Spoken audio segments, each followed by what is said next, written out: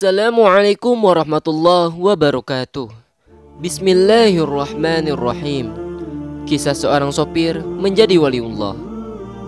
Sejatinya tak semua waliullah atau kekasih Allah adalah seorang ulama, pejuang Islam atau keturunan orang-orang saleh. Terdapat kisah nyata seorang sopir jadi waliullah. Lantas, apa amal perbuatannya hingga mendapat derajat tinggi di mata Allah?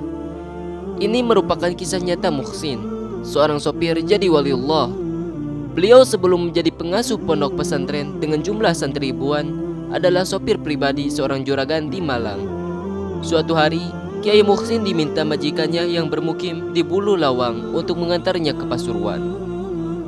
Majikannya mau berkunjung ke kediaman salah satu kiai besar yang sudah kesohor derajat kualiannya. Sebagai sopir yang baik dan rajin bekerja, Kiai Muhsin mengantar sang majikan menempuh perjalanan sekitar 1 jam.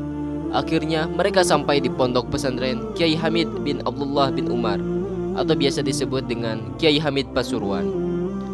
Kiai Muhsin tak mengantar majikannya masuk ke dalam ruang tamu sang kiai, sebab sebagai seorang sopir, ia merasa sebaiknya menunggu sang majikan di luar saja.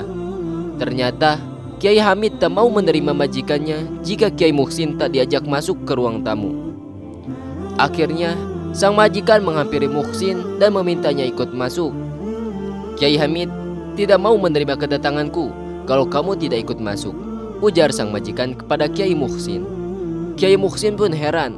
Ia bertanya dalam hati, kenapa Kiai itu tidak mau menerima majikanku kalau aku tidak ikut ke dalam? Akhirnya Kiai Muhsin ikut masuk ke ruang tamu. Barulah Kiai Hamid menyambut sang majikan dan dirinya dengan hangat. Saat mengobrol, tiba-tiba Kiai Hamid bertanya kepada Kiai Muhsin, amalan-amalan apa yang dijalaninya selama ini? Muhsin menjawab, ia hanya menjalani berbagai amalan yang dilakukan oleh masyarakat pada umumnya. Tadi kenapa Kiai menolak kedatangan saya ketika saya masuk sendirian ke kediaman Anda? Dan Anda bilang tidak akan menerima kedatangan saya apabila tidak mengajaknya juga, tanya sang majikan. Anak ini akan jadi wali dan akan memiliki pondok pesantren yang besar. Saya sudah melihat tanda-tandanya.